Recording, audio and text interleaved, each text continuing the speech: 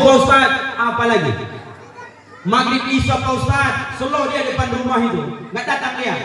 Mau nggak Pak Kades buat aturan dengan RT RW, sesiapa yang tinggal dekat dengan masjid musola di daerah ini, sehat badannya, sehat akalnya, nggak datang dia ke masjid sholat berjamaah, kalau meninggal disolatkan di depan rumah masing-masing. Cocok Pak Kades? Kata ibu cocok. Kata bapak? Tak yakin.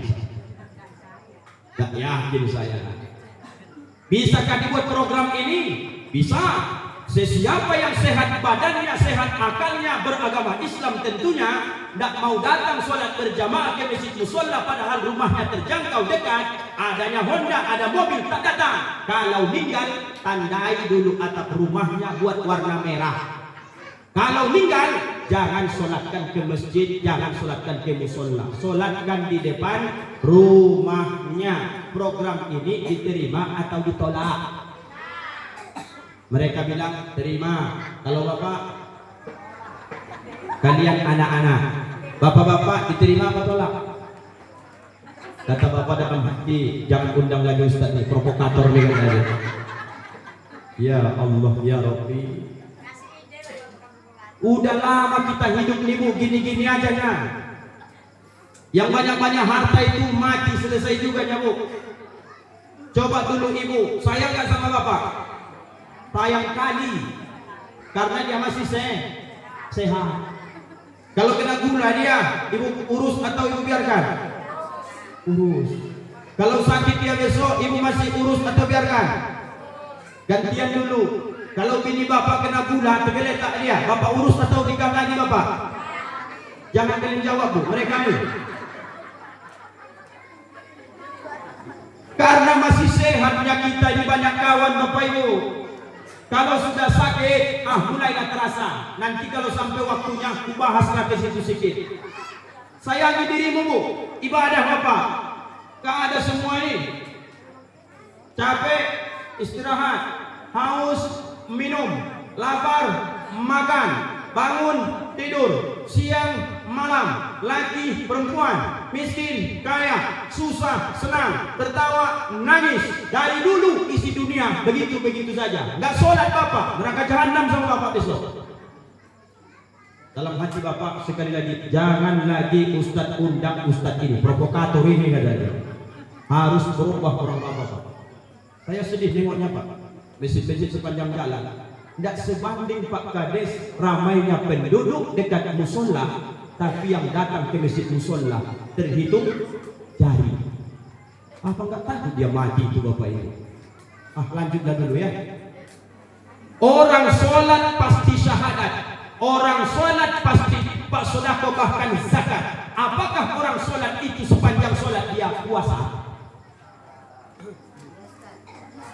Ayo Bu, apakah orang sedang sholat? Usolli fardhal isya'i arba'a raka'atin mustaqbilal qiblati adaan imaman lillahi ta'ala. Allahu Akbar. Mulai takbiratul ihram sampai salam. Apakah orang ini puasa atau tidak?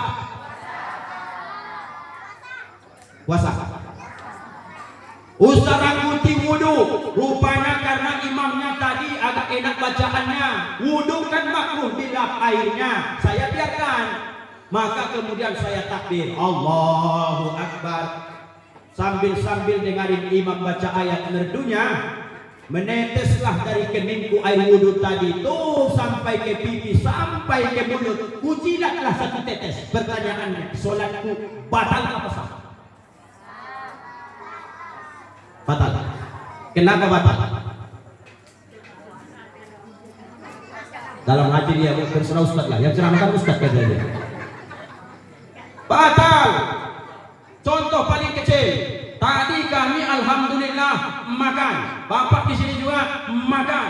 Tiba-tiba kumandang azan isya, sunnah hukumnya mat-madah kumur-kumur. Bolak-balik bapak ini kumur-kumur, tidak keluar juga. Sisa daging ayam tadi. Udah digoncang-goncangnya gini, udah komat orang. Allah bang, udahlah itu pikirnya. Masuk dia. Usolli fardhal isya'i arba'a raka'atin mustaqbilal qiblati adaan makmuman lillahi ta'ala. Allahu Akbar. Kata setan, coba dulu Pak Simbiring, kau congkel-congkel dulu sisa makanan yang di gigimu, bisanya keluar itu, kata dia. Ada Simbiring sini? Nenggolan, Rangkuti, Siregar, Rambe. Datanglah rupanya setan ini berbisik ke Pak Rambe. Pak Rambe, iya Tan, coba dulu kau congkel-congkel pakai lidahmu. Ada sisa makanan ayam tadi pas lagi makan, belum kau keluarkan kan? Udah kau coba tadi pas wudhu, nggak mau dia keluar setan. Kata setan, kau coba-coba dulu, udah sedikit lagi itu, kata dia. Ya udahlah, dicongkel Pak Rambe lah.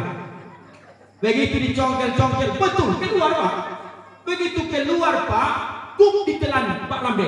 Solatnya batal apa tidak batal?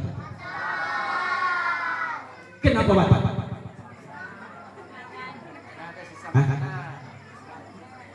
Karena 11 yang membatalkan solat ada nomor tercantum di situ. Batal solat kalau makan mie.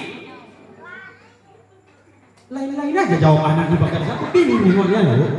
Apa banyak tadi? Makan sama mie? Minum.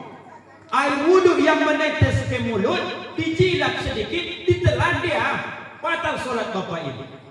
Sisa makanan yang di sela-sela gigi, dicongkel-congkel pas lagi solat, datang dia keluar, bapak telan, batal solat bapak ini. Apa maknanya? Bahwa solat sepanjang solat kita puasa Pak. Apa enggak hebat solat ini Pak? Makanya maaf Bapak Ibu ya, saya buat janji dengan orang, saya tengok itu solat 5 waktunya. Kalau aktif solat 5 waktunya, buat janji kau dengan dia, jarang meleset. Tapi kalau berjanji kau sama orang yang solat zuhur jam 3, biasa sama dia ngulur-ngulur waktu, asar setengah 6, maghrib kadang hampir azan isya, isyanya jam 12 malam, kadang dapat kadang tidak, subuhnya jam 7. Jangan Bapak Ibu janji-janji dengan dia. Kok bisa gitu Pak Ustaz? Allah jadi sepelekannya, apalagi awak. Besok pagi Pak mancing kita ya, libur kan? Ya, jam berapa? Jam 8. Oke, di mana kita tunggu? Nanti di simpang ada di situ tempat mancing yang mantap. Jam berapa Wak? Jam 8. On time lah kau tunggu di situ. Udah jam 8 lewat seperempat. Mana Wak? Masih ikat pancing kata dia. Katanya jam 8. Alah, macam gak tinggal di Indonesia kau nih kata dia. Indonesia dia jam karet lah. Jam 8 tu bilang tengah 9 OTW, jam 9 sampai tempat baru berangkat kita. Itulah ciri-ciri orang munafik. Satu lagi. Apakah orang solat dia itu umrah, dia itu haji? Kemana mesti? Apakah orang sedang solat dia itu berhaji berumrah? Menurut ibu, umrah sekali itu wajib apa sunnah? Kata anak-anak wajib. Apa dalilnya? Wa atimmul hajja wal umrata lillah. Dan sempurnakanlah haji dan umrahmu lillah bagi Allah. Apa maknanya? Orang yang haji pasti dia umrah. Tapi orang umrah belum tentu haji.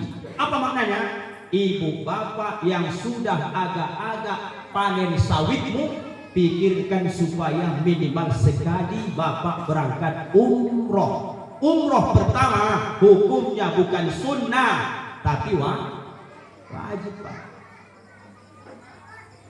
Pak Kades sudah umroh? Belum Pak Kades?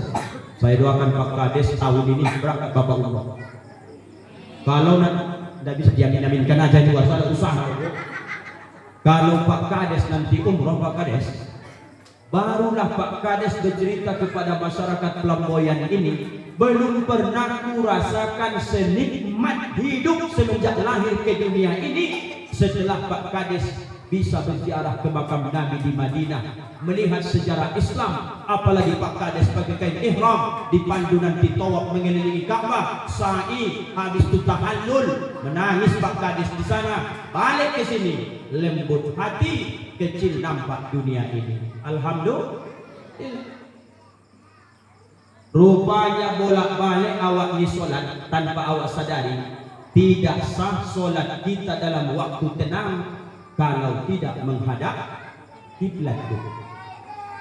Maka ibu solatnya ngadap ke sana, diukur dulu Kementerian Agama, KUA, mereka ukur. Inilah kiblat kita ya. Besok subuh datang jamaah solat yang ngadap ke pesantren, sah solatnya.